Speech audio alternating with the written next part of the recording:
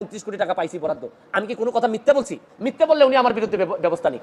আমি বলতে পারবো না, মানে আমি বরাদ্দ পাইছি এটা আমি বলতে পারবো না আমার এলাকায়। মানে কি আমি কি চুরি করতে চাই?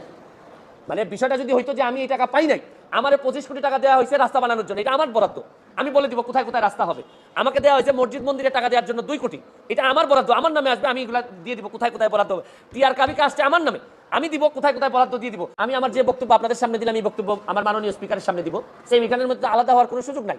তবে আমার বিশ্বাস এই যে এই মুজিবুল হক চুন্নু সাহেবের যে ব্রেইন আর যে অবস্থা, তার ব্যাপারে আমি যা শুনি তাতে আমার বিশ্বাস মাননীয় স্পিকারও জানেন তার অবস্থাটা কি। যে তারে সে যখন বক্তব্য দেয় আমি বুঝতেই পারি নাকি বিরোধী দলের লোক বক্তব্য দিচ্ছে নাকি না সরকারি দল বক্তব্য দিচ্ছে। মানে এমনভাবে সরকারের মধ্যে ঢুকে আছে এই ভদ্রলোকের বিরোধী। আরে ভাই, সবসময় সরকারি দলের সাপোর্ট করার জন্য তো মাঝে মধ্যে বিরোধিতা করতে হয়। সরকারি দলের মানে আপনি সবসময় ক্ষতি চাইবেন তা না।